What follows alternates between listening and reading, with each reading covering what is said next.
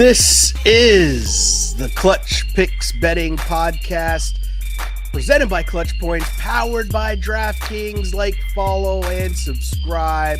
Rate us, review us, all the other fun stuff. Apple, Spotify, and of course, YouTube. My name is Sheldon Alexander, and we are coming to you to kick off Week 6 of the NFL season. Week 7 of the NFL I was going to season. say. Week 7 of the NFL season. I'm joined by Matt Russell, sports betting professional and creator of The Window, available on Substack and wherever you get your podcasts. Yes, Week 7, even though it says that right in front of me. There you go. How are you feeling, Mr. Russell? I'm good. I can't believe it's Week 7. Feels like Week 6. I see what you did there. I'm good, buddy. See, I think that's what you did. I think you intentionally did that so you could do the thing where it's like, oh, I can't believe it's Week 7 already. I'm good, buddy. Fired up for another week. Sometimes I think that we should just not even do an intro off the top of the podcast. We should just keep talking through whatever conversation we were having right before. Okay. The podcast starts, right? And it's just people just like in mid-sentence, like just the music comes up and you and I are talking about God knows whatever the bleep we're talking about as the fall is upon us and people are playing basketball, either out on the streets or in preseason NBA games. The NHL has started. And of course, football is absolutely just lighting it up right now. We're in that mix, man. 58 consecutive days with football? I know you were super locked in on Delaware and Jacksonville State last night. That's clearly what we were talking about before the show started. So yeah, of course, man. Like we're in the flow. We're loving life. Yeah, I was not watching the Toronto Blue Jays and what? Who? What? And also, I know I talk about this podcast a lot off the air with you, but every episode of the Joe Budden podcast starts with whatever conversation they were having, and then someone being like, "Wait, are we rolling now?" In the middle, yeah, of course, we've been rolling for like 20 minutes. Like, oh, okay, all right, I guess we'll start the show. But yes, to start this show, let's do it. We'll recap Week 6, which Week 6. On this pod, a 9-6 week, which I desperately needed. Here we go. We're climbing. We're climbing back. We're climbing back into the plus side is where we'd like to be. On the way. It starts. Everything starts. And as we continue into Week 7, I'm emphasizing that for myself. We will begin, as always, on Thursday Night Football with the Steelers as 5.5-point road favorites in Cincinnati, taking on the Bengals. I, sir, am on said Bengals and will gobble up the 5.5 points under normal circumstances. Forget everything else. You tell me these two teams, you tell me what's going on. I got the home dogs. I'm going to roll with that and take all the points normally. But I can't picture myself laying more than a field goal, much less 5.5 points on the road. And also your man's Mike Tomlin seems a little too bothered that Joe Flacco is on the Bengals. On the one hand, I get it. I get his point. We discussed it last week. But on the other hand, we're two dudes on a podcast, not the coach of the team that's playing Joe Flacco. Right. And you shouldn't be that bothered by Joe Flacco. But either way. He gets a come on, man, from me. But I'm on the Bengals here at the plus 5.5. Joe Flacco showed that at least he seems functional enough to throw the ball to Jamar Chase, regardless of whatever route he's running. Or he's making up at the line. Flacco's like, I can pass the ball to that guy. So give me the 5.5 points. God, it's so funny. I think if people who listen to the show also read my article, my preview for this game, they're going to be like, well, Sheldon read Russell's stuff, like that's why he brings it up. But so people know, like I literally sent it like 2 minutes before I came on the show. To your point of keeping the conversation before the pod. That's right. I was like, I'm gonna need another 10 minutes because I got to send this out. I literally mentioned the exact same thing, right? Like nobody knows their players more than the teammates. And then maybe also the opposing coach, because I mentioned and I talk about like Mike Tomlin being like legitimately rattled that the Bengals have traded for Joe Flacco, which like to you and I, who just sort of have this current perception, which is probably pretty close to reality of Joe Flacco, that would be like, why would anybody really be all that like rattled by this? But like clearly Mike Tomlin to the point where it's not like we were at home sitting around with Mike Tomlin having a couple of scotches and he brings this up. Like, he brings this up in a press conference, kind of, The week you know, before. unprompted. Yeah. Like, obviously, it's part to talk about the Browns, who they were playing last week, but he brings it up publicly. And it's like, man, if you're going to that degree where you want to like take a public shot at the Browns general manager, this, you clearly know or think or whatever that like it's a pretty massive upgrade from Joe Flacco, or like to Joe Flacco from Jake Browning. Mhm. And I think that's important for the handicap, because it's like, yeah, you and I can be like, well, the Bengals stink and like Jake Browning, Joe Flacco, like who cares? But like, if Mike Tomlin is sitting around, who's like seen Joe Flacco play from way back in the Ravens days, is sitting around going like, oh man, like come on, like it's kind of like, in an alternate universe, like that's kind of what his reaction would have been, and like may have been in private. If he thinks that, then there has to be sort of an upgrade here for the Bengals. And that's what I mean by it being the sort of key element to the handicap here. Because obviously there's two parts to this. One's the Steelers part, one's the Bengals part. The Steelers part is how good do we think that the Steelers actually are here? And from a market rating perspective, they've been bumped up. They're 4-1, got a couple of covers along the way, and they've been bumped up to just above league average. Well, if you look at all their metrics, EPA per play, net EPA per play, defense, offense, all that kind of thing, it's hilarious. That logo is jammed directly in the middle of the NFL, right? They are not showing off. They are not falling behind. They are dead average in just about everything.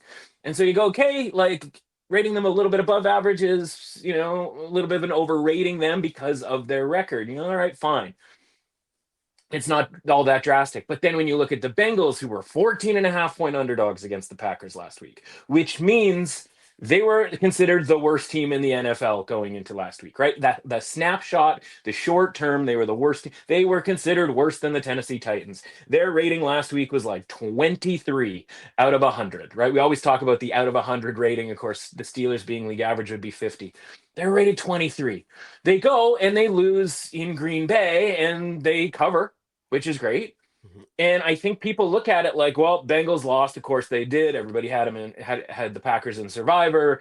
No sweat there, and yada yada yada. A lot of teams are going to lose in Green Bay this year, my man, because when you look at that same chart that has the Steelers dead nuts in the middle of the league, there is one team way out. EPA per play, offense, good. EPA per play on defense, good. It's the Green Bay Packers. So losing to the Green Bay Packers in Green Bay shouldn't be this like massive, like, you know, downgrade or whatever.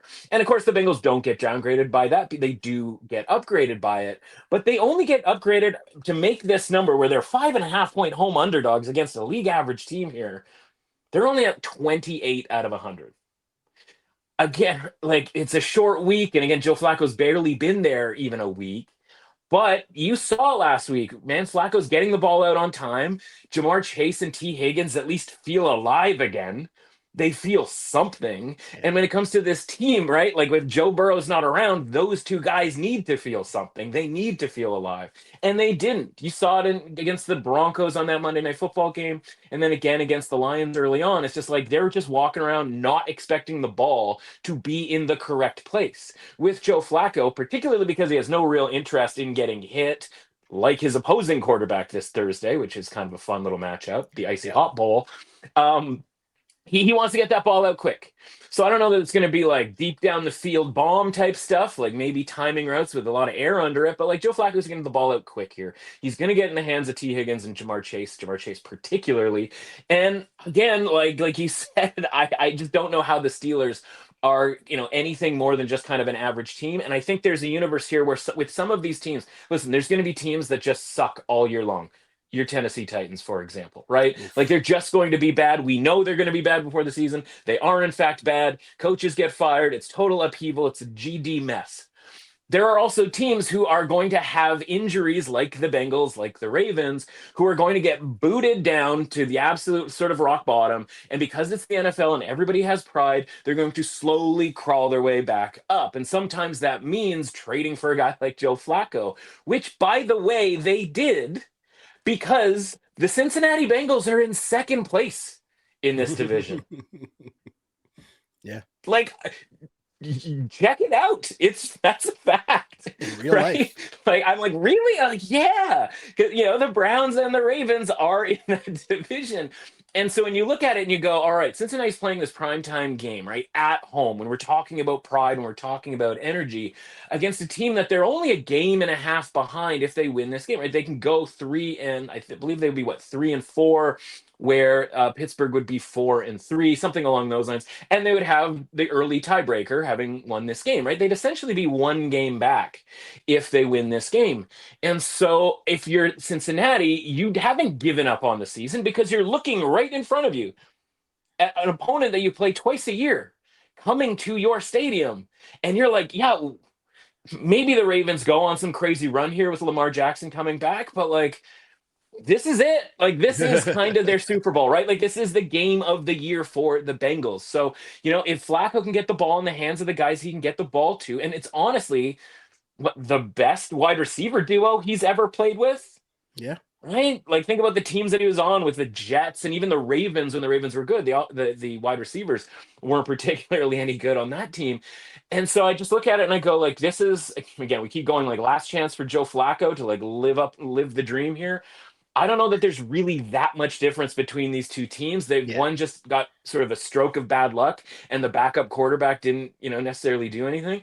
And you got two old quarterbacks who just want to get the ball out of their hands. One guy's been there for 6 months. The other guy's been there for a week and a half. But at a certain point, when you're a 40-year-old NFL quarterback and you've been doing this for 20 years, like, it's just, I think there's a tighter learning curve. Right? This isn't like a young guy going like, oh my God, like, this is my second offense I've ever been in. Like, what am I going to do? Joe Flacco just shows up, checks into a hotel and goes like, all right, give me the playbook. Like, I've seen it all. And so for both of these guys, right, I think you can seamlessly come in relatively quickly. Again, we've seen this with Joe Flacco with the Browns when he won comeback player of the year, I believe it was. So yeah, man, like, I think the Bengals have a real chance to win this game outright tonight because frankly, I don't think all that much of the Steelers, who have kind of got by on some smoke and mirrors against like the Patriots and some pretty comfy matchups, Carson Wentz and the Browns coming out off of that international game where the Steelers had a bye. Like, of all guys who shouldn't really be complaining, Mike Tomlin, given the cushy nature of that matchup last week, like, to me, the Steelers are a 2-3, 3-2 type team and a 4-1, with a 4-1 record, whereas the Bengals with Joe Flacco, I think, are probably closer to just an average team, maybe a little bit below average.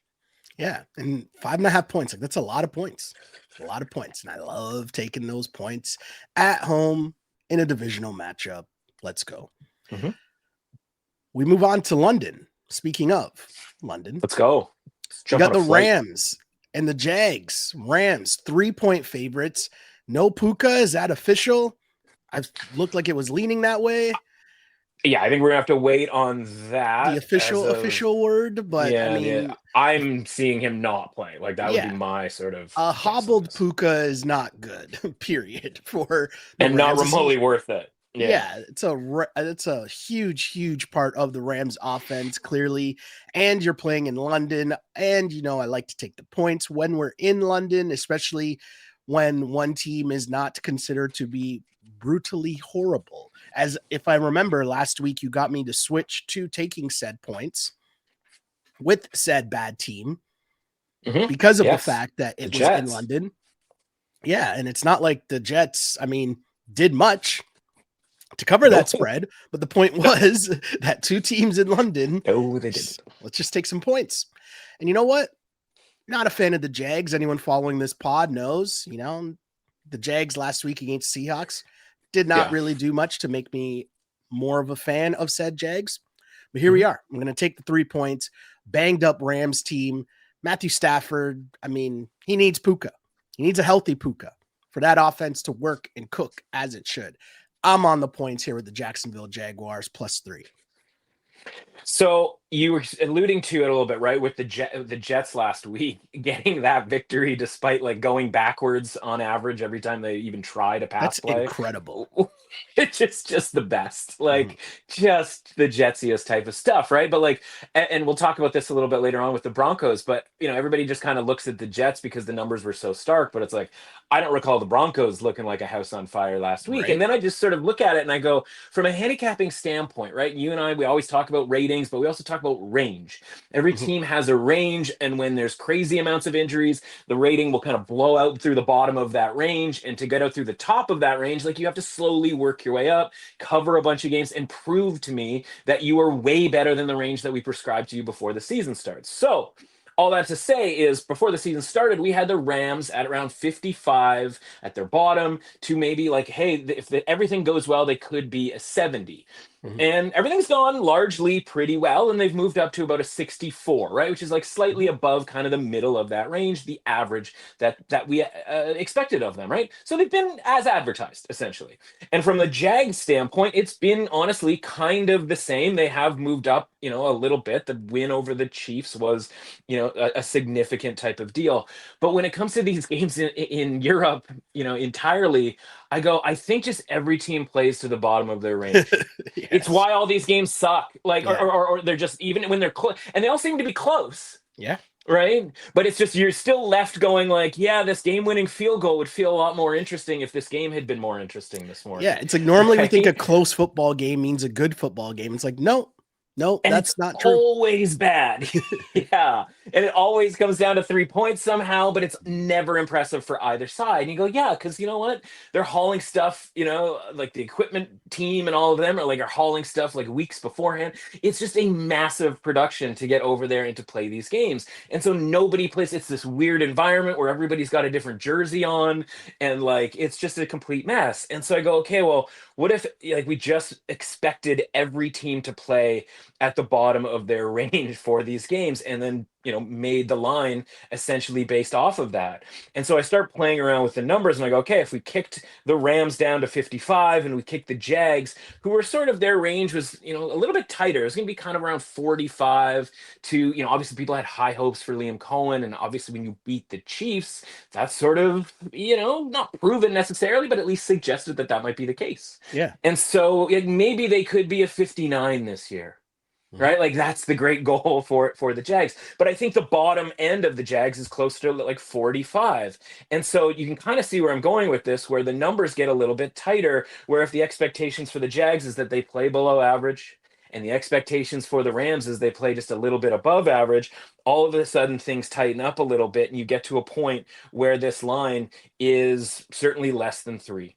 And that's kind of just where my handicap is with regards to this, because I just go, yeah, like I don't know that either of these teams are capable, or like every team in the NFL capable of playing particularly well in London. And so when both teams are kind of playing bad, it isn't just as simple necessarily as like just take the points, but everything kind of gravitates tighter when you're both teams kind of stink. Yeah. And so I have this number inside of 3 when that's the case. Even when, they're sort of playing to where they have been recently, it's still pretty close to 3.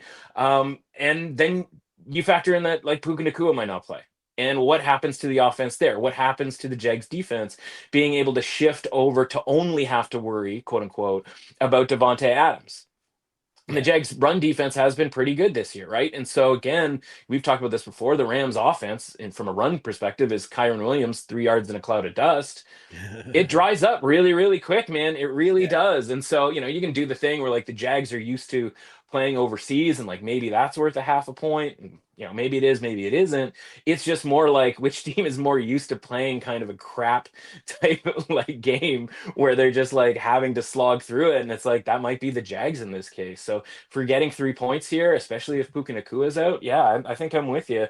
I'm not expecting, much as far as entertaining football, but it should be a close one. And I think the Jags have a real chance, obviously, to win this game. Yeah. Interesting stuff there for sure. Give me the +3 in London and the London Jags. We move on to the Colts at the Chargers. Chargers 1.5 favorites. I'm leaning on the Colts here. This line seems kind of odd to me, as we know the Chargers are still banged up. The Colts came away with the win, but they didn't cover last week against Jacoby Brissett and the Cards, which was an interesting game whenever we get to talking about the Cards. But Mhm. that was a touchdown line. And now this ask is just to win, essentially, against the Chargers. And yeah, I mean, I like the Colts this season, even though they didn't, they didn't cover last week, but they still won a game in which maybe they didn't bring their A game. And that to me is a sign of a quote unquote good team, football wise. So again, if I just need them to win, give me the 1.5. I'm in on the Colts +1.5. Yeah, we'll talk about that venture up to 9.5 by the time that game kicked off between the Cardinals and the Colts here. But I'm with you. I'm not really understanding the line. And when I say I don't really understand the line, it's usually like a half point, right? Yeah. We talked about it last week with like Chiefs and the Lions. And the more, the closer I got to Sunday, the more I was like, okay, like the Chiefs, like this, I get why the Chiefs are kind of been run out here a little bit, not to a full 3. This one's not going to get to a full 3 by any stretch of the imagination. But as I look at it, I go, all right, my projection is like Chargers -1. So again, we're talking about a half point. I don't really know where this 1.5 is coming from. That same projection includes a Chargers rating that would make them -3.7 next Thursday against the Vikings. And that line is -3.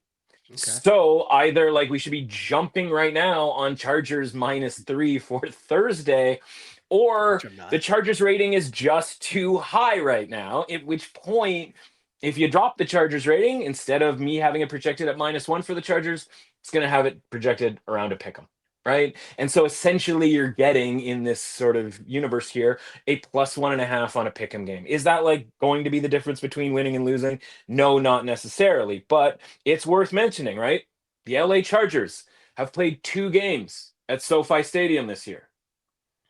The Indianapolis Colts will be playing their second game at SoFi Stadium this year, having already played at the Rams, right? Yeah. And it's like, okay, we can have some sort of conversation about home field advantage, but when you've literally only played one more game at home this season than the team that you're playing, and by the way, when that team did come to LA, they were, had every opportunity to beat the Rams, who, by the way, as we just talked about from a rating perspective, are a better team than the Chargers.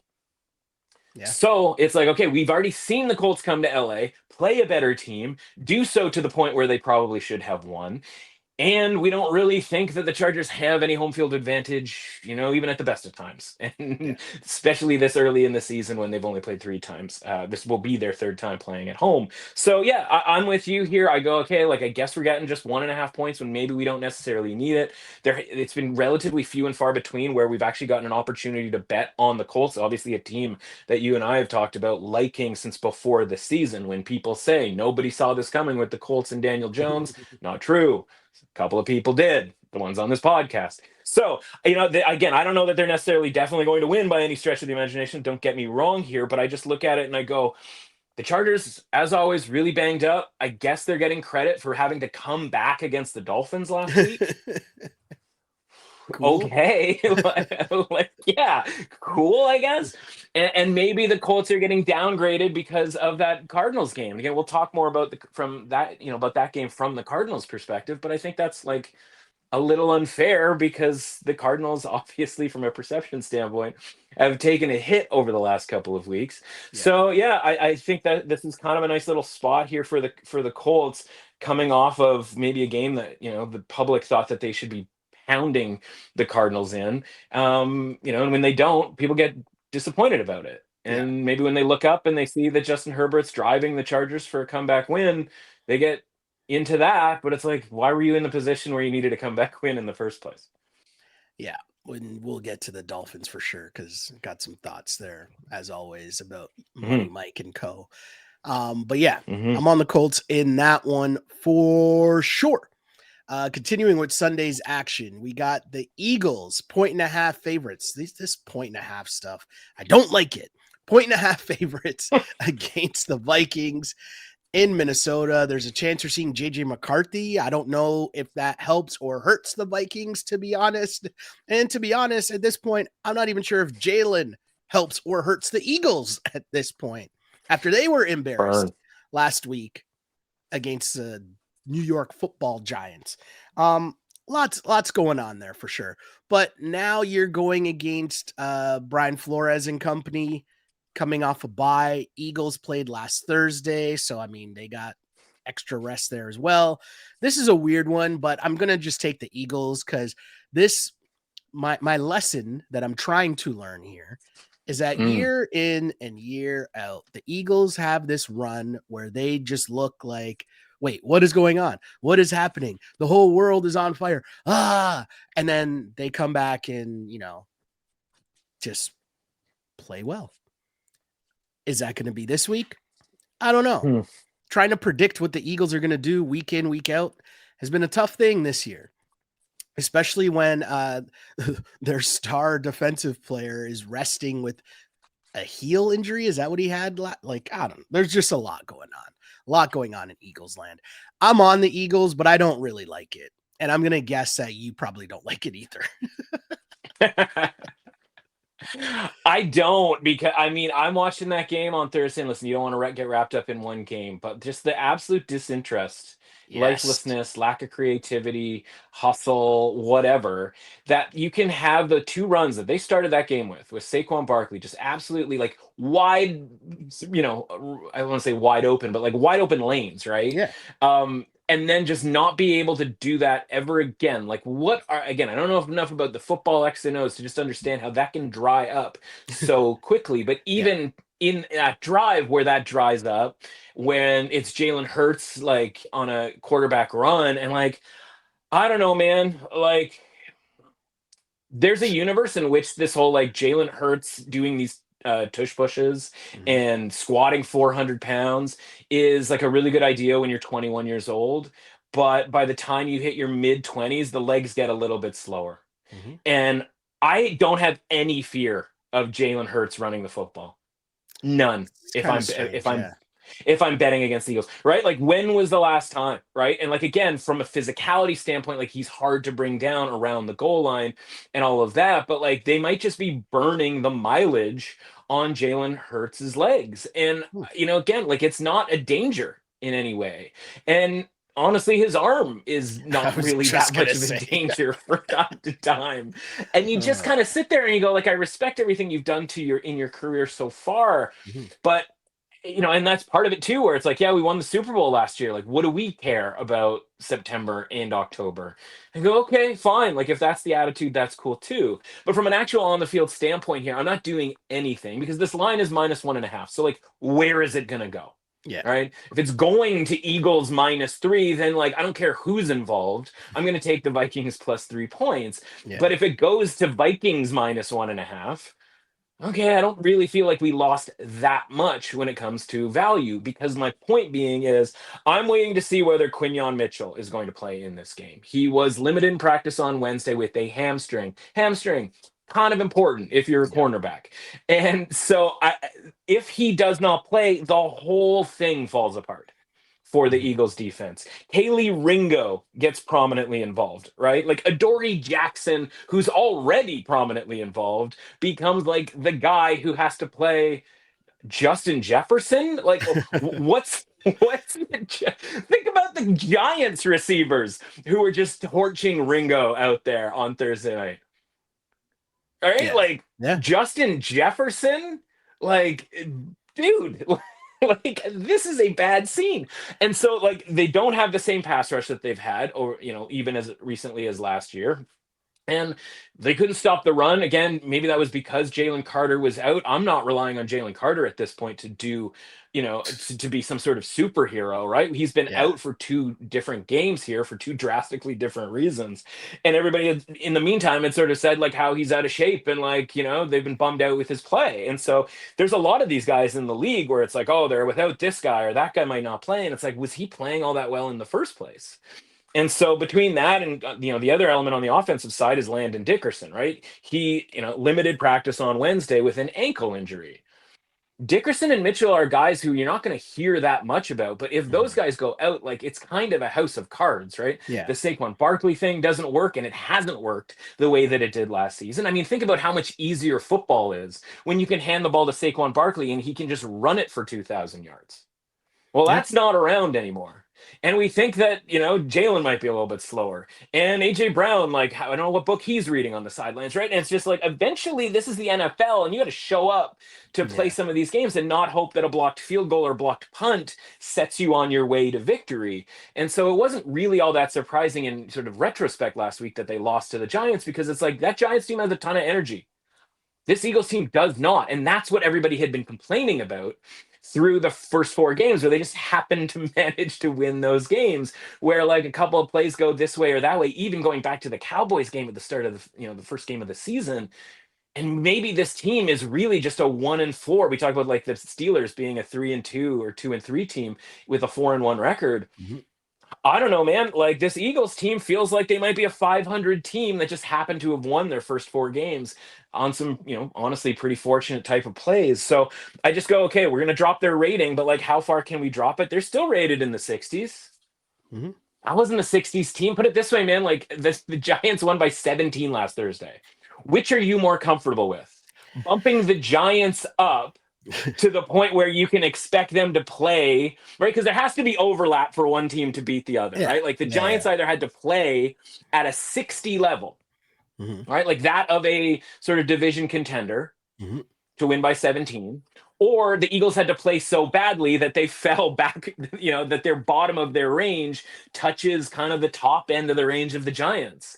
To me, it's the Eagles part where they were the team that, all credit to the Giants for winning that game, but the Eagles were the team that like fell off, if you will. And again, part of that is injuries: Carter, Mitchell, Dickerson, so on and so forth. Yeah. And maybe they get all 3 of those guys back fully healthy. And that's what I mean by waiting on this. Yeah. And if they get all those guys back, then I wouldn't be surprised if the line does go to 3. But at its core, this Eagles team is just feels like they're sort of sitting on the fact that they won the Super Bowl last year. And then honestly, they look around and they go, well, the Commanders keep losing games. Cowboys just lost to the Panthers. What's our sense of urgency? Yeah. They don't have it. They don't have a sense of urgency. And I don't think that's necessarily coming on the road against the Vikings, against, when Carson, when Carson Wentz plays, like they're actually pretty good. Like, well, maybe that's a bit of a stretch, but like a couple of weeks of preparation against his former team with Kevin O'Connell, right? Like part of this deal with these really good coaches, these good everybody's talking about quarterbacks in situations now because of Sam Darnold having success, because of, all of these other guys, particularly Wentz now in Minnesota. And you go, okay, 2 weeks off to really like tuck in here with Kevin O'Connell. I'd be stunned, no matter how healthy JJ McCarthy's ankle is, that they go back to McCarthy. And honestly, I think they would kind of, speaking of other reasons why to wait and see on this game, I think Wentz is going to play. I think he's been crafting. I don't think Kevin O'Connell can look at Wentz and go, Eagles game this week, we're probably going to start JJ. Like, I don't see that being the case. So, I think that you're going to get the quote unquote best version. You got Jordan Addison. You got, obviously Justin Jefferson against really a struggling Eagles secondary at this point. I think the wrong team might be favored here, but certainly that would be the case if Quinyon Mitchell doesn't go. Yeah, a very strange game here as well. And I totally get it. And it's a reluctant bet on the Eagles here for me. And I mean, in part involves our next game, which is the Giants, aforementioned, who are at the Broncos. Broncos favored by 7 points. My initial take here, there's a lot here, but my initial take here is to take the Giants plus the points. And this Jackson Dart, Scatabo, buddy cop movie thing that debuted last week, like that was a show. There was a lot going on there for just a generic week 6 Thursday night football win. Like they won the Super Bowl last week. So we don't like that heading into the following week, right? Don't love it. A long week of prep for them, obviously. Meanwhile, my big reason here for not liking the Broncos as much for laying 6 or 7 points is this whole, they're coming back from London and playing right away. Why is that allowed? I keep repeating that week in and week out on the pod. I just don't get it. They have the option. Yeah. But who's making that decision, right? It's clearly not the players who are sore, right? Who are like, I've been on this plane for how long? I'm coming back to get beat up again another week. But 7 seems like a lot to lay for Denver at this point. And that's even if I'm not fully buying into this Brian Dable and company whole operation they got going on here, including their medical staff, who Brian Dable is yelling at in one of the most insane pieces of video I feel like I've ever seen in the NFL, that they just like kind of swept under the rug, right? Just like, oh no, he apologized and yeah, everything's cool. But anyways, yeah. Broncos or no, I was just Giants gonna say, like, imagine. I was just gonna say, like, imagine being so desperate to avoid Russell Wilson snaps. And like that guy just like played the first 3 games for your season. You know what I mean? It's like he's just like, no, we need Dart out there now. Like, we cannot have Russell Wilson go out there and play more football. And it's like, you mean the guy you started the season with, like, was 3 weeks that critical to the development of Jackson Dart that you just started Russell Wilson, who you're now terrified might have to come in and close this game out against the Eagles? And you don't got like 3 run plays or like a screen pass you can run. Like, you don't just have like basic plays. Probably not. No, but come on, man. Like, to the point where you're turning around telling the doctor, come on, hurry up. Like, that's insane. Well, yeah, every possession matters in an NFL football game, right? You only get around 10 or 11 of them and all of that sort of thing, right? And so immediately you're burning that. But I think the important thing here, right, is that like Jackson Dart was the far more dangerous player, the quarterback, with his legs than Jalen Hurts. And again, that's just sort of like youth. Right? I don't, ask me 5 years from now whether Jackson Dart is going to be moving like that. And I don't think the plan 5 years from now is for Jackson, them to be relying on Jackson Dart to be moving like that. But I think that's the key element to any game with the Giants at this point, where it's like, yeah, he's a danger out there. And, as much as we think like, oh yeah, this NFL defense is going to have an answer for this kid, they just keep not having an answer for this kid. And it actually kind of is an advantage that the Giants have these like no-name receivers at this point, where your guy, little Jordan Humphreys, out there getting pulled off the practice squad, getting all kinds of targets. Former Bronco, by the way, where it's like, what is Patrick Surtain going to do? He's going to be looking around going like, who's the guy I need to shut down here, right? Like, do I need to lock up Wandale? Is that the scenario, right? Like, it's this weird situation where, like, for all of these quarterbacks that they've played, Jackson Dart might be the one that is going to be most elusive to the Broncos pass rush, right? Cam Ward is just back there, just sitting around chucking it. Justin Fields, they did a nice job on, but like Justin Fields is more of like a straight ahead. Once he gets out of the pocket, like, let's, start veering around in the open field.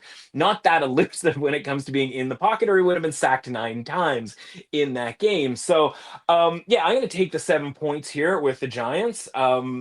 Yes, obviously double tricky scenarios here where, the Giants come in, quote unquote, more rested. Yeah. We got to kind of like that, I guess, right? But as I talked about with the Jets game, or talking about the game in London last week, like, the Jets were so bad, nobody noticed how bad the Broncos were. Right? And it's like they're not getting a downgrade. They're not getting a downgrade off of that game. From a market perspective, they are in the high 50s right now. They are tied essentially with the Colts. They and the Colts have the same rating, which is interesting because if you go back to the literal game that they played this year was as close as a football game can possibly come. So the Giants get a little bit of an upgrade. But listen, they've got 2 wins in their last 3. The one that they didn't win, they had random turnovers, 5 of them, 5 in a row against the Saints. And so when you look at that, right, you can be like, this team sucks. Like, oh, they turn the ball over so much. And it's like, well, what happens when they don't turn the ball over? Yeah. Right? Like, all of a sudden, the metrics look pretty good when you start filtering out those massive plays, like a Jackson Dart run play. 95% of the time, it's actually gone really well. There was one play where he just dropped the ball and the Saints got that back. And so the EPA, the expected points added per play on that one play, are devastating to his overall numbers. You filter that out, and all of a sudden the Giants offense actually looks a lot better. You filter out all those turnovers, and the Giants offense looks a lot better. So maybe the Broncos turn them over a bunch of times. Maybe the Giants try to get a little too loose against the Broncos secondary, against the pass rush, so on and so forth. But the Giants have a run game, and that is the key here with regards to keeping this game close against a Broncos team who, as mentioned, right, how we talk about these teams playing poorly in London, how many of them are coming back and playing particularly well the week after when they decline? You said, like, I don't know, like the players aren't making this decision. I don't think they sent out a Google form to the roster in the offseason going, back in like March or whatever, going, hey, they're making the sched. How you guys feel about playing, the week after London? Like, I don't think they're involved in that discussion.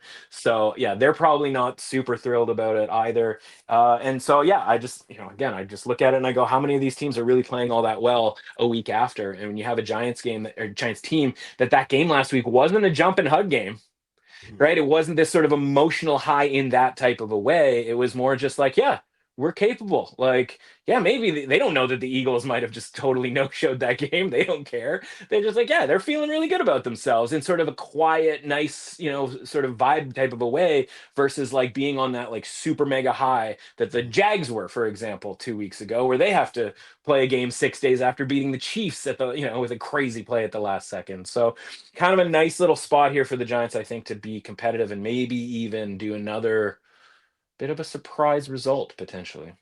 Yeah, very interesting one there where the Giants, it's like, nope, I think that's what these guys are just going to do. Scatterboot, like when that video of him banging his head against the wall in college, it's like, oh, that's Yeah. just this guy. That's just what he does. That's just what this guy does. Yeah. Yeah. Like, all right.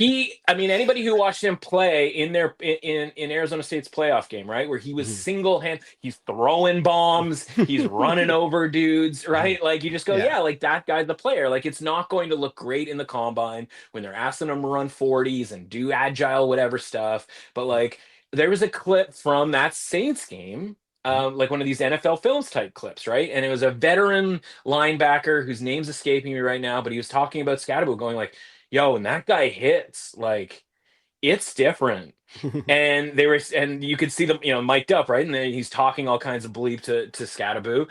And then after the game, he's like, yo, man, I was just talking my, stuff, like just playing hard, whatever. Like, you're a dog, bro. You're a dog. Yeah, and it's just like, wow, like yeah. The veteran NFL linebackers are feeling the hits that they're taking from Scatterbo. And like that means something. And so between those two guys back there and who knows how long it lasts. But like young legs, man, young legs, it's a thing. So yeah, again, I think if the Giants had played the Broncos last week, Broncos probably would have lost in that game to London. So then again, the Giants probably would have played terrible in London because everybody does. So who knows? Yeah, for now, it's as I said, the dynamic duo. We'll see how long that process continues for Dable and company, or until he messes it up. But anyways, story for another day. The Commanders are 2.5-point favorites in Dallas, taking on said Cowboys. I am on Dak and company plus the 2.5 points, especially if CeeDee Lamb is back. I know he's lurking in practice. Maybe he might be back. I don't know. But either way, divisional matchup, home dogs, give me the points and the Dallas Cowboys and that offense. As Dak continues to do Dak Dakota-like things. Yeah, limited on Wednesday. Again, everybody's kind of limited on Wednesday, especially this time of year. So who knows whether Lamb's coming back. I think fundamentally for me, like I've never really had questions about the Cowboys offense. Yeah, and of course aware. It's going to be improved by Lamb coming back, but the defense is so bad. Yeah. I'm just again, maybe it's like we've hit mid-October, and between college football and the NFL, like betting on teams with bad defenses, which is like unavoidable at certain times, you just are sick of it. And I'm sick of like just needing a stop from the Dallas Cowboys defense. Just one stop. No. Like against Carolina, you know what I mean? You're just like, you can't do this. Like Rico Dowdle's like 5th in the league all of a sudden in rushing yardage. Like, how did we get here? Rico and Dowdle again, part of that is crazy. He told him to buckle up. I know. Like, what? And then he paid it off. Like, good for him. But like, geez, like, what are we talking about here? So I go, okay, like, I don't care that the Cowboys are at home. That doesn't really do anything for me. Is McLaurin coming back for Washington, right? Like, because when it comes to like who matters more relative to, listen, I think CeeDee Lamb's the better receiver, but when it comes to who matters more, there's only one football, right? Like, right? Like Lamb's going to get a lot of the throws that were going to George Pickens, and George Pickens was doing great with them. Yeah. And so I just look at it and I go, yeah, like McLaurin makes a big difference, because as much as Chris Moore and Jalen Lane were doing stuff for the Commanders on Monday night, McLaurin would be a pretty significant upgrade over those guys. And so, yeah, man, like I look at it and I go, like, I think the Commanders are a better team. Commanders can play a little bit more defense. Listen, I assume this game is going to be quite a shootout back and forth, but I think I got to go with the Commanders here, because I just Yeah. respect more of like what they're, and again, like they're probably one rain-soaked fumble exchange type deal from Jaden Daniels away from Oh, winning that game. At which point, like, what does the spread end up for that? This game, so on and so forth. So again, like I think the Cowboys' offense is awesome. I've talked about the idea, as long as Dak is playing, they should be at least considered an average team. The expectation of Lamb being in this game has moved their rating up to an average NFL football team. So I okay. think they're appropriately rated for this game. It's just more like I'm just tired of asking the Cowboys defense to do anything at this point Yeah. against a functional offense, right? And I don't know, did we really have the Panthers as a functional offense? Oh, really? Like I certainly do when it comes to the Commanders. So yeah, I think that the Commanders can go in there and win this game. Even though, I mean, listen, short week, all of that kind of thing, but having lost that game certainly makes them a little bit more attractive in this game, as sort of weird as that may sound to some. Yeah, it's a tough one. And I find it weird that I'm on the Cowboys, right? But I think too, this is more so my wishing or yearning of the days when this would be a 3-point spread. And it just doesn't exist anymore. And it would be an easy, like, yeah, I'm Yeah. on Cowboys +3, hoping that it gets to 3.5. We just don't live in that world anymore. And maybe this is a lesson that I need to learn, Maybe this is a lesson I need to learn. The more you know, right? Well, yeah. Doom, doom, doom, doom. I don't know if that's the That actual. got me. That actually got me. Well played. It's been a while since I've heard that. Sorry, right? I don't know if that's even right. I don't know. I think it I just is. might be. I was It like, it definitely is. sounds right to me. It definitely is. Our next game, the Saints are traveling to Oh Chicago to God. take on the Bears. Bears are somehow laying 4.5 points against. I don't want to diss the Bears that bad, but the against anybody here is very interesting. Like, congrats, as you just mentioned, right? A very Yeah. solid win for them, a lucky win. I don't know how you want to phrase that. Defense is allowed to, I guess, recover fumbles and make plays, I Of guess, right? course. Yeah. But Yeah. an interesting win. And now on a short week, you're laying 4.5 points. And I'll be honest, my guy Spence is functional. The Saints are like, they're an operation that they might not win a lot of games, but they keep themselves in games. So for me here, getting 4.5 points, I'm like, I'm interested in that, especially against a Mhm. Bears operation that I'm not like rushing to lay 4.5 points with. You know what? Mhm. Might be rolling with my guy Spence here at +4.5 with the Saints. There's definitely some element this season that I'm noticing, which is sort of like the market can sort of try to tell you what they're sort of thinking. And what I mean Okay. by that is like this game, the look ahead line for this game was 6. Woo. Okay. And the Saints lost and did not cover.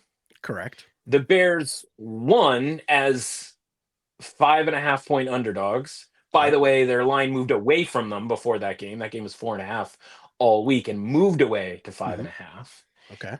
And now the line is tighter, right? Like you'd think the Bears would get credit and go up, Yeah. and the Saints would Interesting. get discredit and go down, and you'd be looking Interesting. at a 6.5 or 7 or something like that, right? Mhm. And when it comes to like injuries, it's not like there's been, I mean, there's no add to the Saints roster, and there's not Yeah. really a subtraction from an injury perspective to the Bears roster. And again, maybe this is sort of a late build on like, hey, they're playing on a short week and whatever. Yeah, I'm with you. And like now, of course, we've got a line at 4.5, right? And even on the reopen, it was 5.5 Hmm. on Monday. So, um, yeah, That's a weird I'm one. getting Okay. coaxed. Yeah, I'm getting coaxed back into the Saints because of just this idea that the betting market is like, yeah, we were wrong about 6. It's like, yeah, but the Bears won the game. And you're like, I don't care. We were wrong about that. Because like you're watching Caleb Williams and like, yeah, they took the lead there. And then you're just like, no, you know what? Caleb Williams just might be one of those dudes who's just going to bleep up. Like, and it's going to be dumb reasons or whatever. And it's funny because they end up, hitting that big play to Swift, taking that lead, and then it ends up being Daniels who has the sort of needless turnover. But of course, because Daniels has better PR, Yes. nobody talks about him in the same way that we would be talking about Williams if he had been the one to drop that football, right? And again, this is all kind of coming back to the idea of betting and perception and all of that sort of thing. That being said, right, like you're watching the game and like Troy Aikman's talking about Williams and he's not super psyched about it. And then now all the Bears people are complaining about Troy Aikman, and Williams, like, I don't know if I wouldn't say he's picking a fight with Troy Aikman. That would be a mistake, both from an on-field resume standpoint and probably an off-the-field standpoint, because I'm pretty sure Troy Aikman could toss Caleb Williams through, plate glass window, but if he wanted to. So I go like, yeah, you know what? I'm on Troy Aikman's side. Like, I don't think Caleb Williams is particularly great. Now, if you're going to give him some time with Ben Johnson, they're going to come up with enough plays to be able to take the lead that they took in that game. And then Ben Johnson managed to guide that thing home with a bunch of run plays at the end of that game, right? Which I think the Commanders defense was probably not necessarily prepared for from like a personnel perspective to get so much DeAndre Swift in that game-winning drive. That felt more like a jump and hug, kind of like, yeah, like you said, we pulled that out. You were sort of talking about like what kind of a game that was. I was like, it's whoever screws up like last loses. Yeah. Right. And that's just kind of what it was.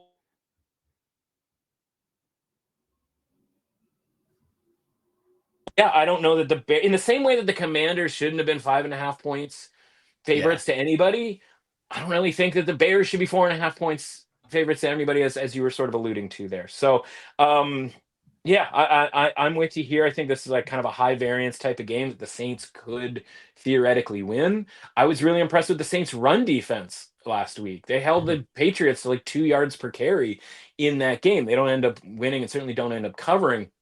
But if you can hold the Bears run game, then force Caleb Williams to just have the ball a lot in this game, I don't know that the Williams and the Bears as a whole sort of have the maturity at this point to be able to come off of that win 6 days later against a team that, like, if you look at them on the schedule, you're like, I'm not really all that pumped for this game. It's not exactly like, let's lock in for the Saints, boys. Like, this is what we got to be doing.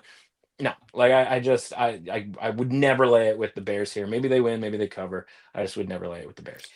Yeah, and I think that's an important thing or important lesson for, people casually picking this stuff up, where it's like you can look at something and say, I understand, but I'm still not going to be in a position where I'm like, yeah, Bears minus 4.5.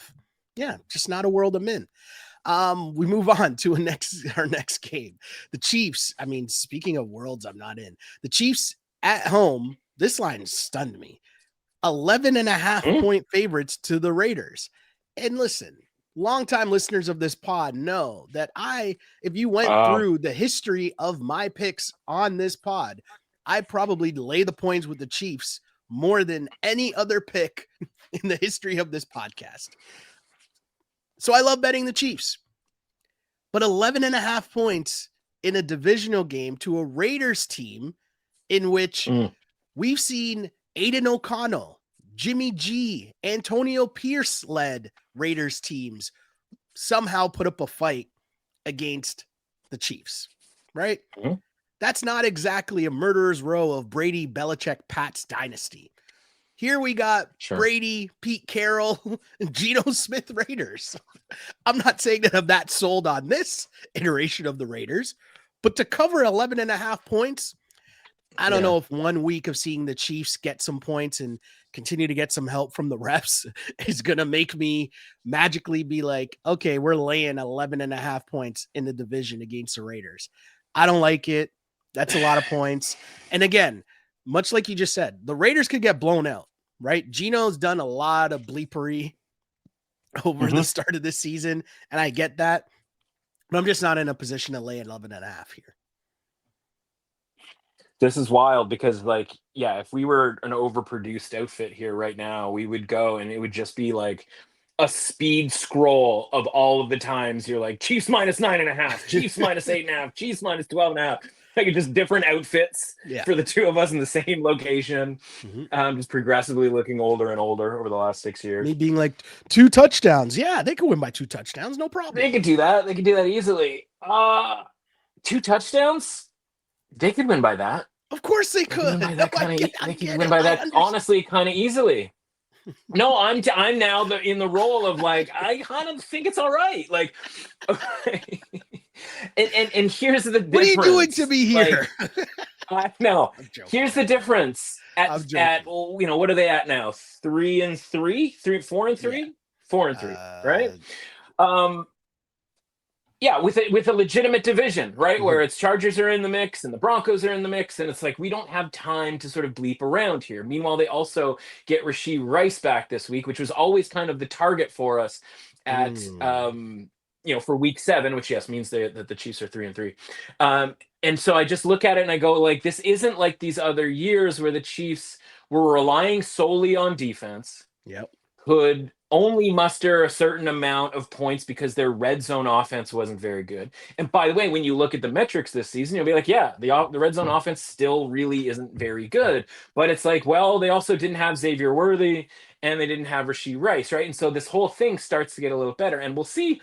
I might start doing like a once a week, and I don't know if you'd actually provide this each week, but like Collinsworth on Sunday nights. Remember when like we were talking about the Chiefs-Giants game, and he was talking about how like in the building, they're like very excited about Jackson Dart. Yeah. Like he's like, I don't know. He's like, I want to put this sort of diplomatically, but like they're excited about Jackson Dart. And it's like, that was the thing. Okay, interesting. And then what? They're 2-1 since.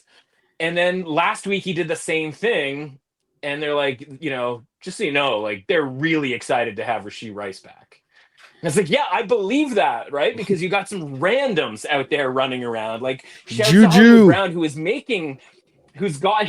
getting like actually good run and good production. But the offense to me is like one Rashee Rice away from kind of not being back to like the old days per se, but like kind of being at full kind of bore here. And then you get the fact that like they were just without their left tackle last week because he had to go take care of a personal issue. And obviously the defense is still pretty good to the point where they, largely shut down the Lions outside of really, we always talk about game script, right? The first drive of the game, that was the best that the Lions looked all game. And so like, yeah, if you're going to put these two things together, like we might have a really good effort out of the Chiefs here because they can't afford to bleep around, at least not yet. And then I look at the Raiders and quick shell Raiders last week, right? They're up 17 points. They end up winning by 10 over the Titans. Quick, how many yards and I'll tell you right now, the Raiders outgained the Titans last week. They did. This isn't a trick question. How many yards did the Raiders outgain the Titans by? Your Tennessee Titans. I'm going to say 12 minutes before they fired Brian Callahan. 55. They outgained them by 1 yard, Shell. They had 1 yard more than the Tennessee Titans. Yeah, like you win the game, you cover the spread. It was like 264 to 263 or something like that. Which, by the way, like it starts with a 2, which is a problem. Yeah. And so I go, okay, that was at home against the Titans. Like, what are we going to get from a team that lost 40-3 or whatever it was against the Colts 2 weeks ago? Mm-hmm. Right? So like 11.5 always seems like a lot. And I'm the first one to be like, that's a lot of points. But if I'm looking at the Raiders right now, I can't really make a case why they are particularly that much better than the Tennessee Titans. But the Titans rating is of dead last in the league at 24 out of 100. And the Raiders are at least a 34 out of 100. There is room for the Raiders to go down. I'm watching Geno Smith, who, by the way, I don't think he made a throw beyond 10 yards down the field in that game. And also threw, again, one of the worst interceptions I think I've ever seen. Yeah. And he's just throwing balls without actually looking to where he's throwing these footballs. And like now I start thinking about Steve Spagnuolo and him throwing random blitzes and coverages at Geno, who may or may not be like completely lost at this point. And I knew that just struck you to your very core, the reference of your guy Spags. And so now I go, Yeah, like I don't know how this is even a game come the fourth quarter. Like I don't know that there's going to really be that issue where you're sitting there going, "Oh man, the Chiefs are like running down the clock when they're up 10." It's like cuz they could be up 21 when they're doing that in Yeah. this game. So, yeah, like 11 and a half always feels like a lot right up until the point where like you're a quarter in and Rashee Rice has got 50 yards already and like Xavier Worthy's more open than he has been all year. By the way, Trav is still out there like doing Trav, 35-year-old Trav things. And, by the way, like they also have these like sneaky secret weapons like Brashard Smith, who's Yeah. out there, who's like, every time they throw him the ball, he's getting 8 yards out of the backfield. And of course they have their old reliables as well. And again, like are the Raiders who are down there, left tackle, have virtually no offense. Like, is Ashton Genty going to like run all over the Chiefs? Like, I don't know that he's going to get the opportunity to, because there's a real possibility that, with Rice out there, that the Chiefs get up to a 14-0 lead in the first quarter. And then what happens? You're sitting there going like, well, 11 and a half felt like a lot of points. It's Yeah. like, but how do we get back there? Like, I don't, we're down 14. Gino, God help us all. So yeah, man. I mean, you make good points as far as citing like Raiders, closer Raider games in years past. But again, in the most immediate years past, like the Chiefs' offense wasn't particularly good. Now all of a sudden, people with Patrick Mahomes in fantasy are like vibing their face off, right? Like I'm one of Mahomes those is people. legitimate. I have Mahomes. Yeah, yeah, you're a vibe face off guy. Yeah, you don't have a face. It's been So, vibed off. okay. I will say this much, okay? The pick has been changed. Wow. Boop, boop, boop, boop, boop. Did you hear that? Did you hear that? I was gonna say, was that like a gong? What was that? Do it again. I'm trying. What's happening? Take this break. There we go. Yes. Flush? Is either a gong or a flush? It's a gong. It's a gong. No flush. But I found it hilarious because, of course, the first time hitting said button would be for changing a pick. And of course, it would make the most sense. That would be changing a pick to me taking the Chiefs. Because that would be, of course, the thing that makes the most sense. Me picking the Chiefs to lay a lot of points. Pick has been switched. I understand. I get what you're putting down. Picking up what you're putting down. Chiefs minus 11 and a half. Doing the do against the Raiders, who are. Yeah, I can't stand this Raiders team. Doo-doo. Yeah, they're poopy doo-doo. They're definitely poopy doo-doo. I'm doing too much right now. I'm just going to move on. The Packers, 6.5 point favorites in Arizona, taking out the Cardinals. 6.5 points is a lot. I know. I get it. I'm starting here where I'm laying the 6.5 points on the road with the Packers. The Cardinals looked very scrappy last week and might trick some folks, Kyler limited at practice on Wednesday. Marvin Harrison Jr. limited at practice on Wednesday. This is a lot of points to lay on the road. Lots of injury questions about the Cards. My question is to you, how much does that matter for the Cards? Especially after what we saw last week. Right. Yeah. And that's the thing. That's the whole thing. It's the same deal as, and you ask it because you come from this place of watching San Francisco 49er football and you go, does it really matter if the starting quarterback gets removed from the equation when we have a backup quarterback that can at least function and in a way function kind of better? Exactly. Because it's one thing when you go Kyler Murray, like he runs around and like it's super like fun or whatever, but like from a fantasy football standpoint, cool about the extra 3 points you get because he ran for 30 yards in this game, but how much of his running is actually a net positive? And what I mean by that is like, okay, we'll give you the 35 yards that he runs for sometimes, but what about the times that he gets sacked or he gets himself in trouble because he thinks he can run and get out of the pocket and make some plays happen? And whether that means getting sacked for loss of yardage, which of course doesn't go against his fantasy football point numbers, or he throws an interception because he thinks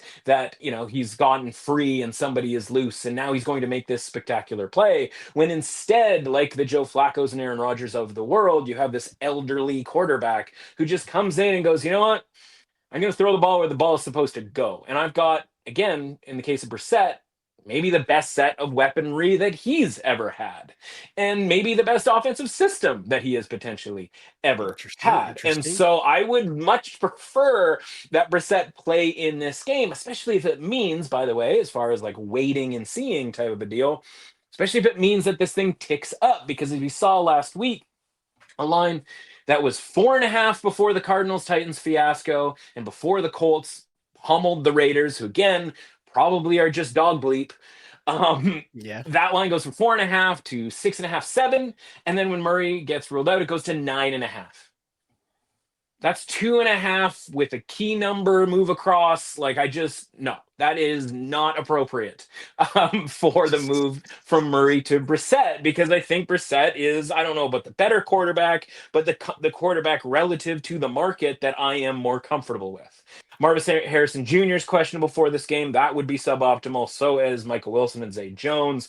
If all of those guys were all of a sudden just out for this game, obviously the weaponry element becomes a little more difficult for Jacoby Brissett and certainly for Kyler Murray. So another one that's like more of a wait and see attitude. I would, if I had to make a bet on it right now, that bet would be sort of secure the money line on the Cardinals as part of, any sort of money line foolishness that you were looking to potentially do with regards to upsets this week. Wouldn't want anything to do with the Packers when it comes to things like Survivor or any of the, that type of a deal. Because again, like, the perception of the Cardinals is based off of largely a downgrade from Jacoby Brissett, or downgrade from Kyler Murray to Jacoby Brissett, and the Titans fiasco. And again, we're one play away from them beating the brakes off the Titans and having a 3-touchdown lead in the fourth quarter, with the Titans having no will to live. And probably their coach getting fired a week earlier than he ended up getting fired, the Titans coach. So it's like, yeah, if that guy doesn't drop the football, which again, we're going to keep mentioning, I guess, because it matters in the context of the perception of the Cardinals, where you're getting 6.5 points with a team that from a metric standpoint has better metrics than like the Pittsburgh Steelers, for example. Yeah. And if they had the branding of the Pittsburgh Steelers, if Jacoby Brissett had the branding of Aaron Rodgers, then we probably wouldn't be getting 6.5 points, or potentially 7, if and when Brissett is the one who is named the quarterback for this week. Flush Kong. The pick has been changed to the Arizona Cardinals, plus 6.5 points. I think to the point that you made about, sometimes having the quarterback that, I don't know, is going to run the play how it's supposed to be ran, meaning like just take the 3-step drop and throw the ball on time to the receiver. Sometimes that works better for the offense than the guy that has happy feet in the pocket and throws things off time. Totally understand it there. Totally get it.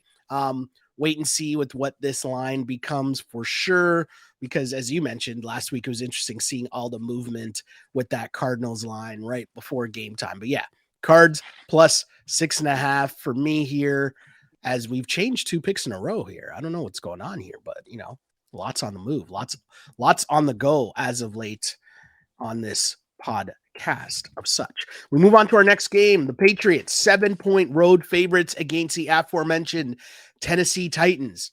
Is this the Vrabel revenge game? Because I was having trouble with this one, despite the Pats W in New Orleans, which was a weird game. Like a lot of like touchdowns being called back, and then a review that he's down at the 1. Like a lot's just weird stuff. The bug being wrong, and I mean, when you got red zone all confused as well, just confusing you while you're trying to watch 3 games at a time. It's like, what's happening here? But either way, that's right. 7 points is enough for me to 7 points is enough for me to want the points with the Titans. And I get the whole new coach thing, and I get that, but sometimes things come down to talent.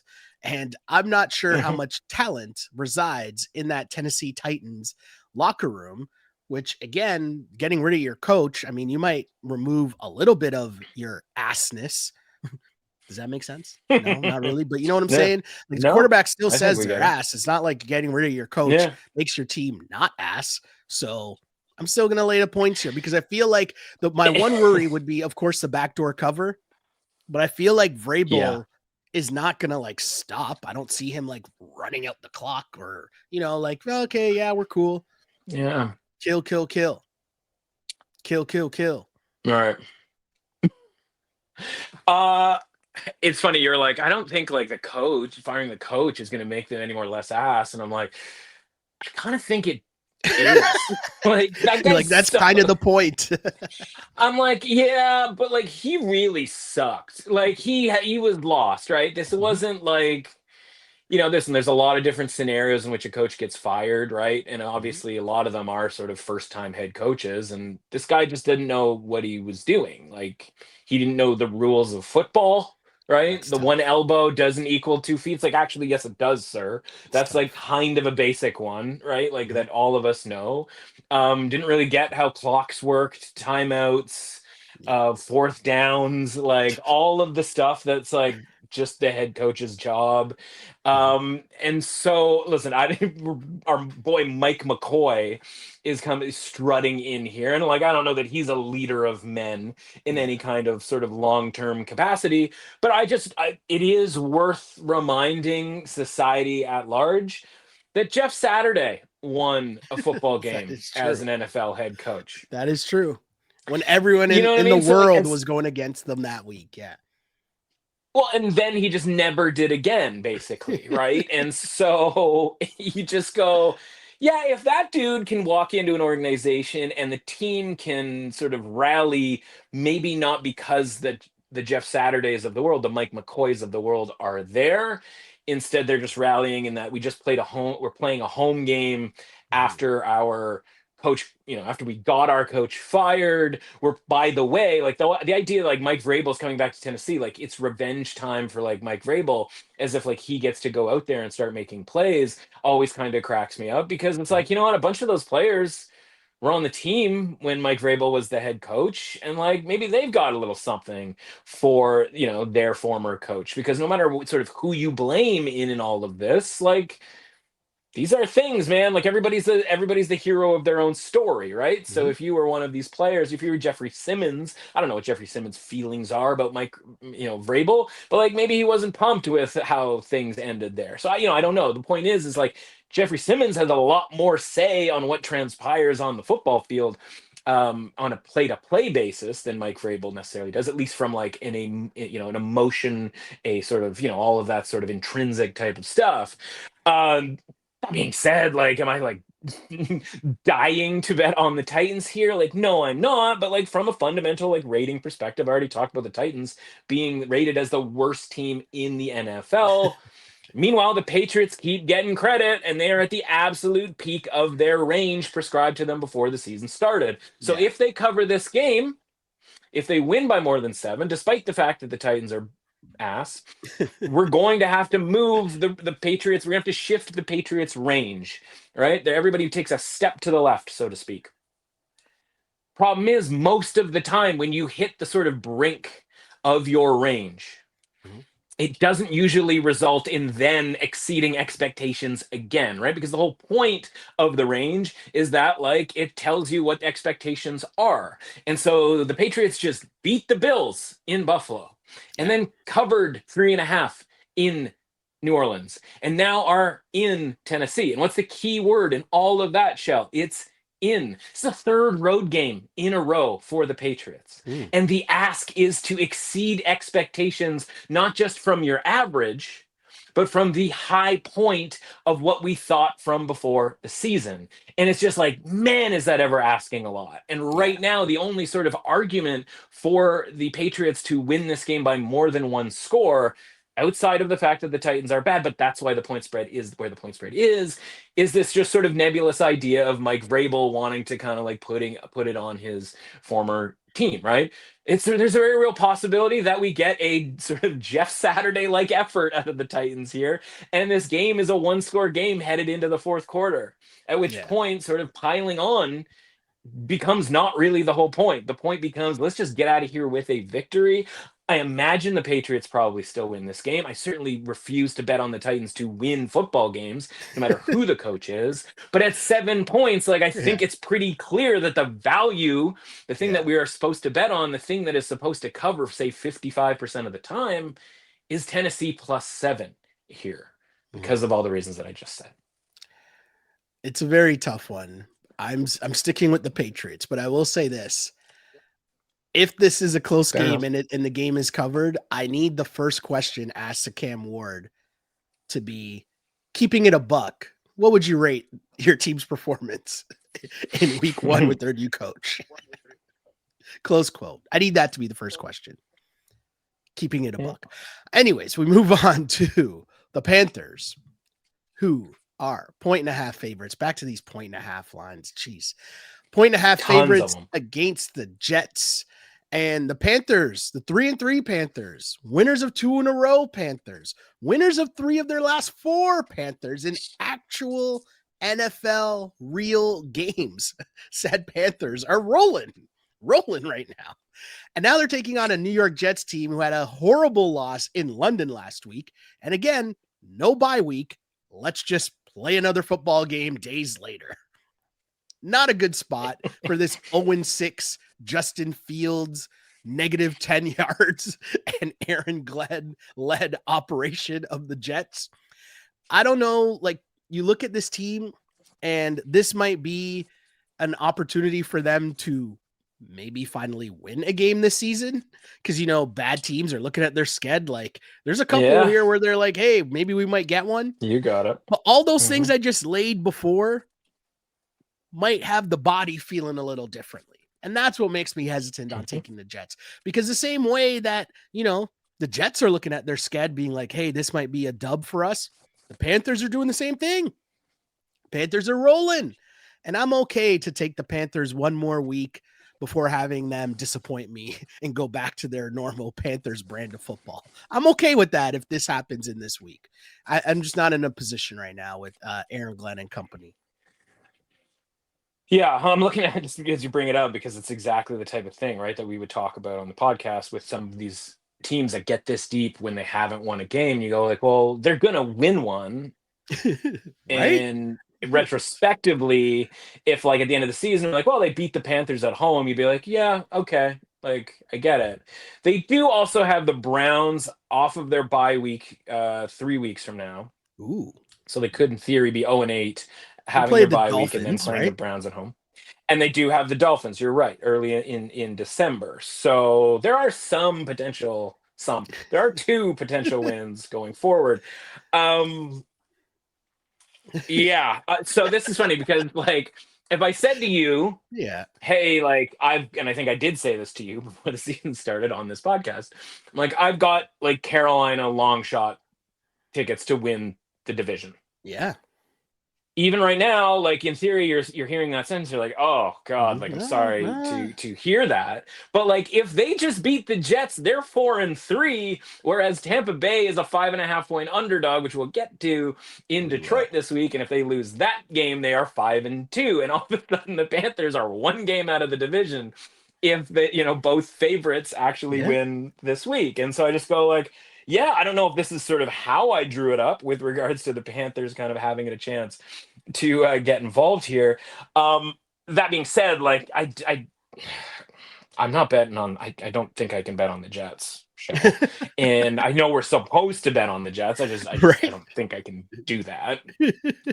But I'm positive I can't bet on Carolina. And I just kind of go. I rather just like acknowledge this game exists. Yep. Maybe it's like the absolute, however many games there are at 1:00. It will be my 6th ranked game. I have 5 screens. This will be the game that is not included in this. Will be my flip over game. This will be my commercial game. And we'll hope that Carolina wins, I guess, for the sort of idea that they could maybe compete in the NFC South. When it comes to 17-game season, which again seems a little unlikely, but hey, 3-3, they're in it. They're in the hunt.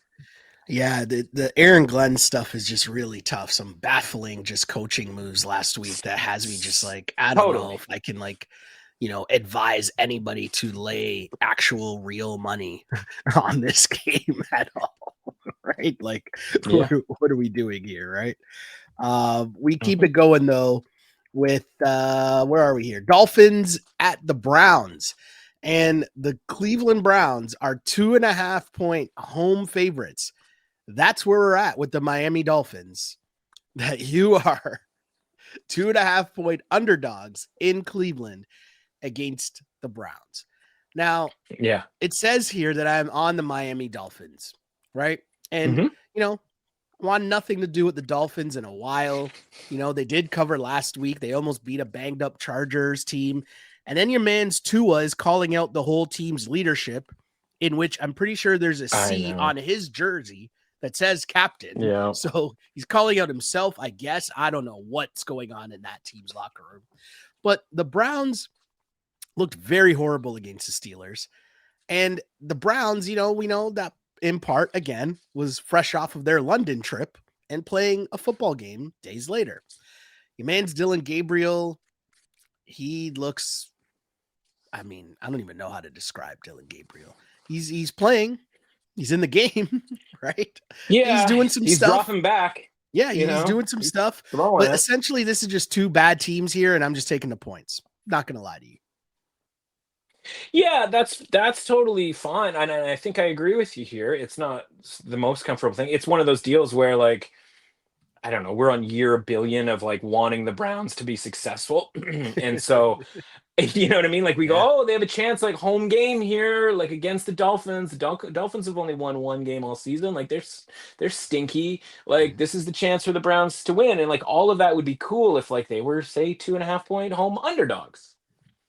But they're 2.5-point favorites in this game. And like, are you promising me that even a Browns win doesn't look like a 17-16 type of 1 point or 17-15, 18-17, like one of those type of deals where it's like, yeah, the Browns won. And like, so we were kind of on that, but like 2.5 points did seem like it was a lot.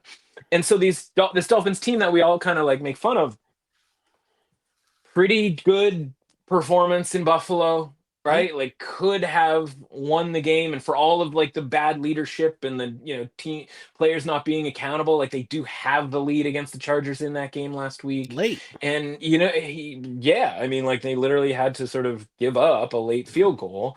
And again, like Justin Herbert escapes the pressure at the end there and gets the ball to McConkey to get them into field goal range, right? Sack there where they actually bring Herbert down, and now all of a sudden maybe the conversation shifts a little bit. We don't have Tua, saying the quiet part out loud and all of that kind of stuff. Yeah. So, I go like, there's a real possibility this game is so janky and messed up that the Browns win this game by 1 or 2 points, and would be thrilled to do so if they did. So, yeah, man, I think I'm with you here where I think this touched 3 earlier on this week. What? And like almost immediately the market was like, no, Dolphins +3, like just laser beams of money just firing in on the Dolphins at that point. I'll wait and see if that comes back. If people want to get loose with the Browns and give me a full 3 points, that would be just completely outrageous in my opinion. So I'm with you. It's not like, listen, you can't be comfortable with doing it, but the Dolphins are kind of that perfect team where it sort of feels like they are primed to get beat by a team like the Browns. And then you turn the game on and it's like, man, the Browns can't move the ball on offense again, and the Dolphins can do just enough, and they end up winning the game. Yeah, the reemergence of Waller, right? Waller just balling all of a sudden. We move on to Sunday Night Football, and here's another 2.5-point spread. It's the San Francisco 49ers, home favorites to the Atlanta Falcons. It says here that I am on the Atlanta Falcons plus the 2.5 points. And I'm going to say this because it's sad for me with watching another Niners game and watching another player get carted off the field. But it's not just any player. It's their defense, Fred Warner. And listen, losing Bosa is a big deal. Cool. Pass rush, big deal. But Fred Warner, that's like another level of loss for the San Francisco 49ers team. Could be getting Purdy back, maybe, like he's moving around and stuff, but who knows? My guy, Pretty Ricky, might be coming back, maybe, but who knows? Pretty Ricky. Kittle could be coming back. But who knows? The point is, there's a lot of who knows with this Niners team because there's just a lot of injuries still. And then you got Juwan Jennings, who was getting yelled at by the coach on the sidelines, and then decides to come out and be like, "Well, I'm playing with 3 broken ribs and blah blah blah and blah blah blah." And it's like, really? Are you? Bro? Yeah, I don't know how true that is. Yeah, like, are you? What are we doing? I mean, even Trent called him out. Trent was like, "Well, I think everybody's kind of dealing with something," and there's just not good situation right now in San Fran. Meanwhile, on the other side, Falcons offense is looking all right. Who knew? You just give the ball to Bijan and good things happen. You give the ball to Bijan. I'm on the Falcons plus 2. Like a young version of Christian McCaffrey. Right. All right. And I mean, and you know, I'm knocking on wood, but like I keep seeing McCaffrey get like every single touch in the Niners offense. And you're just thinking, how long is this going to really last for? Yeah. I'm knocking on wood again, but it's like, you can't give him the ball every single play, but I get it. Yeah. Right. I say all of that and I just rambled for way too long, but it's really just because I'm sad. I'm almost mourning the loss of this season, even though I know they're still 4-2 and I get it, but like this can't continue in this way. Even with Mac Jones just like barely making it off the field. They can't block anybody. Poor Mac Jones. I don't know. I'm sad. I'm sad here, Matt. I'm sad. Yeah, buddy. I get it. We've combined or sort of backed these two games up next to each other by accident or sort of not on purpose. But I think the ways to play it is you just dare both home teams to win by a significant margin. I think it's a pretty good 2-team teaser potential here with saying to the Browns, yo, if you want to win this game, another thing, if you can do it by 9 or more, let's bump that up to 8.5. Same kind of deal here, right? Like as a 49ers fan, Shell, like you would be stoked with even any kind of a victory here. And so, yeah, it's a tricky spot for Atlanta, short week coming cross country, et cetera, et cetera. So like, you know, I respect Shanahan and the 49ers infrastructure enough, but like I also respect Fred Warner, you know, arguably as much, if not more than most. So, yeah, like I would just kind of go like, all right, dare you to win by 10 here, 49ers. Dare you to win by 9 and bump this thing up to plus 8.5. And you just kind of go to war with 2 plus 8.5s and just kind of take your chances there. Because I think with all these 1.5s and 2.5s and so on and so forth, you know, some of them I could totally see the 1.5 point favorite winning by a significant margin. Man, is it asking a lot to do that with the 49ers here, the same way that it's asking a lot for the Browns to win a game, let alone win one by, you know, a significant margin. Yeah, like the Niners season honestly went from being like this like pretty cool story of just like, they're frisky, blah, blah, blah. And Fred Warner went down. And my initial thought was, all right, the season's over. Like, and I know that's not fair. It's not fine. Fair. I got Kyle Shanahan coach of the year, man. Like I was like hoping they were going to do it because it was setting up perfectly for like, and it's still kind of setting up perfectly. They just have to execute it. But like it was setting up to the point where you're like, can you believe the 49ers made the playoffs with Mac Jones, Christian McCaffrey, and a series of vagabonds off the street? Yeah. Like, but at a certain point, like it's too many hobos. Too many hobos. You can't do it. But I'll be rooting for them. Over hobo. Monday Night Football. We got 2 Monday Night Football games. You mentioned it earlier. The Bucs are in Detroit to take on the Lions. Lions laying 5.5 points. And I am laying the 5.5 points with the Detroit Lions here. And you know why I'm doing it? Because I am a Baker Mayfield hater. And because of what he did to my 49ers last week. No, I'm joking. I'm adding sauce on that. I'm adding some sauce on that. Yeah. But really what I think is going on is, hey, great performance by Baker last week, but the injuries continue to pile up for this Bucs team. And this is more about the Lions who, the more and more I watch their operation, I do think that home field matters, even as much as we give them credit for how much it matters and how different they look at home versus on the road. I think it matters even more than we give it credit to them. And so laying the 5.5 points on a Monday night against a beat up Bucs team that, you know, Baker, I know I said the same thing last week. Baker, everyone's talking him up, and it can't keep going this high, can it? And then it does. right? And then it does. But here we are. Lions. I still think the Lions are a really good team. And as you mentioned, more of what happened last week might be about the Chiefs being legit, more so than a huge indictment on the Lions are frauds or something like that. You know what I mean? So I'm okay with laying the 5.5 points at home again against a team. I think the Lions are just better. I think the Lions at home are just in a better position. And this is a tough ask for Baker and company with all the injuries.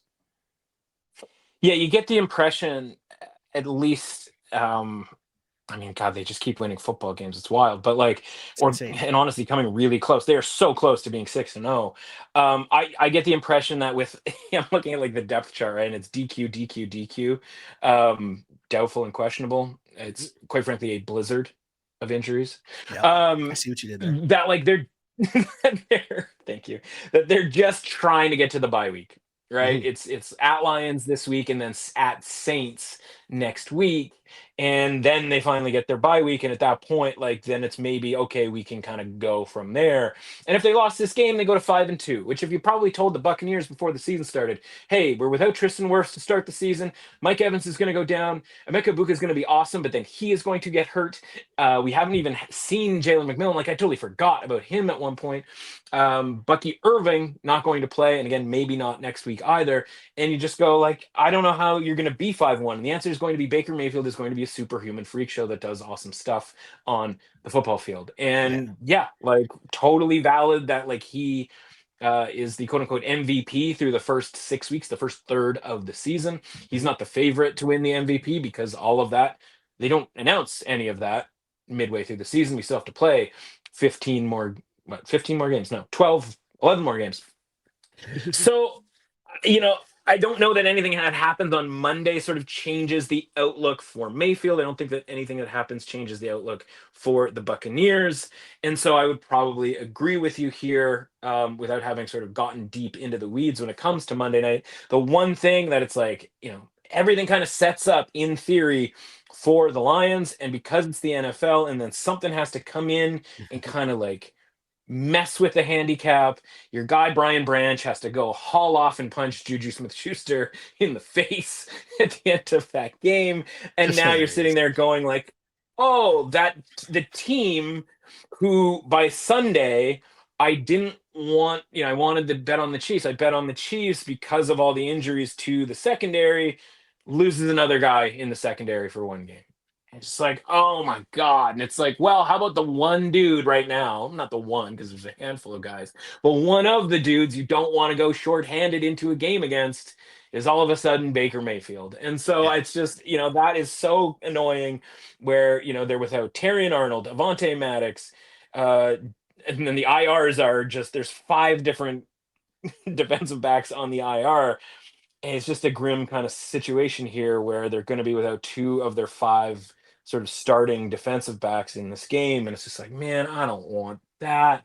But again, it's the Lions, right? It's at home. Like, you think you're going to get their best effort, obviously, off of a loss in Kansas City. So, yeah, I'm headed in that direction as well. I'm just a little annoyed that, like, we couldn't just have, a guy not punch a guy in the face to sort of have that kind of X, that like bad mark on the side of Detroit when it comes to kind of handicapping this game. Yeah, at one point last week's game, they put up the graphic with all the injuries for the Lions, and I looked at it and I was reading the names, and then like it clicked in my brain. It was like, oh, that says cornerback. I'm like, hold on, wait, what? Like it was still like it was just funny to see it in full screen that they're missing that many guys. It's just like, yeah, that's not good when you're facing Patrick Mahomes. I will also say that I almost turned off my TV last week after that Baker Mayfield run on, was it 4th down or 3rd down?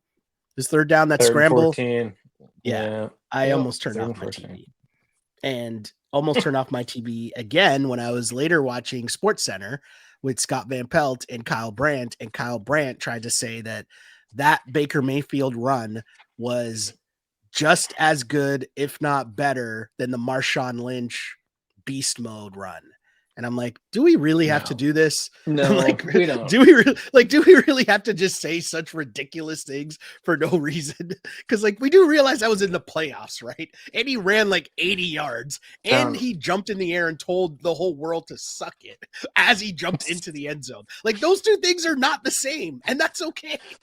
Like we don't have to do this. This is the point of the show where Shell's trying to get me in trouble by breaking Kyle Brandt. I'll move on to the next game. I'll move on to the next game. Peter Schrager story for me next, and then I'm just going to leave. Monday Night Football. We got another game, as mentioned. Texans at the Seahawks. Seahawks 3-point favorites. I did not do that on purpose, by the way. That is an actual thing. I did get mad, and I'm like, SVP, I love you. This segment is not needed. Anyways, Seahawks 3-point favorites at home. I'm on the Texans here, +3, but I can't lie to you. I really badly want to take the Seahawks just because here's the thing, right? 3 points, it's at 3, maybe just a sight of finally seeing 3 points. Maybe be like, all right, here we are. But the Seahawks as an operation, I just continue to like them, right? And Sam Darnold is doing his thing, right? He's playing really well. And as they continue to roll, their offense continues to just be solid. JSN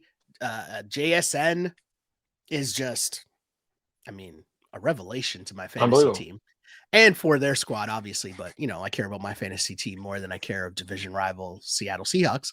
But that's true. Here we are. I need you. I guess I'm asking about you your here, fantasy team. Right? Exactly. I guess I'm asking you here to tell me to take the Seahawks. Well, listen, we gotta know about the weekly Seahawks defensive backfield, dramatics, right? It's Devon Witherspoon, Reek Woolen, Julian Love. Every week it's Q's right up until Friday, and then it's D's next to their name on Friday, and then on Sunday it's O's, right? Yeah. And late Monday game, right? Another doubleheader on Monday, which it's a bit of a madman situation where that's what money's for, but could do without the double headers, just from a workload perspective. But so I mean, the good news is I got a lot of time to sort of figure out whether those guys are going to play, because that means it comes down to, like we talked about last week, does the other team have an offense that's capable of taking advantage of those guys being out? And Trevor Lawrence in Jacksonville, off the scenario where they had just beaten the Chiefs, short week, we were like, yeah, I'm not really as worried as I would have been, or as, having just seen Baker Mayfield, speaking of defensive injuries and inavailabilities, just absolutely shred the Seahawks. By the way, Seattle, it's a Chris Berman, come on, Seattle situation. Are you ever going to win a home game that doesn't involve block punts and punt return, kick return stuff against the Saints?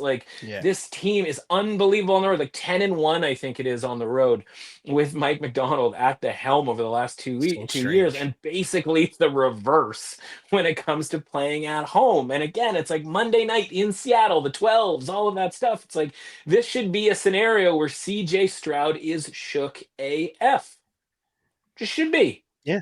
But we've sung this song before when it comes to the Seattle Seahawks. Now, again, maybe with Geno Smith last year and whatever, but yeah. So I'm probably I'm going to end up here on Seattle. Last week I was on the underdog in both Monday Night Football games. It looks like I'm going to be headed towards being on the favorite for both these Monday Night Football games, but going to need a little bit more health. Give me 2 out of these 3 defensive backs for Seattle, and I'd feel a little bit better about Stroud, maybe cooking up something with Nico Collins. Again, if this was 4.5, 3.5, there's some 3s out there, right? -3 is something that that I think is a little bit more palatable. Are we going to have -3 by the time these guys get ruled in, if they get ruled in? I don't know if that's going to be the case, but again, it's a long way to go between now and 10 p.m. Eastern Standard Time on Monday night. I know you were not trying to get me to switch the pick. Come on, Seattle, switch. I know you weren't trying. It wasn't a hard push. Was it CJ Stroud? It wasn't a hard push. Was it CJ Stroud? I was already leading. I wanted to take the Seahawks. I just wanted to take the Seahawks here, And here's the thing. I just feel as if the operation of the Seahawks at some point at home, maybe, the spotlight of Monday Night Football will, make them lock in a little more at home than they have been, in their operation the last however long. And the Texans offense still just need to see it at some point, right? Just need to actually they see got, it. I mean, their last two, if the idea is that the Texans are quote unquote back, right? Their last two games, 26-0 against the Titans and 44-10 over Baltimore. On the surface, you're like, wow, there's a couple of pretty big beatdowns, right? You and I talked last week or 2 weeks ago about that Titans game being like a bit of a sweat festival come the second, first 3 quarters of that game. And then Baltimore, obviously, like just absolute dead man walking in that game with the amount of dudes that they were without. And Cooper Rush, who, lasted all of 6 quarters before being benched for Snoop Huntley. And you just go like, man, if there was a way to be any cozier than having Titans at home and the Ravens in that situation, like I'm all ears. I'm about ready to hear it. But like, I don't really think that there is. I think those are sort of the two of the comfiest scenarios possible. And now you go, and it's easy to say, like, they have their bye week.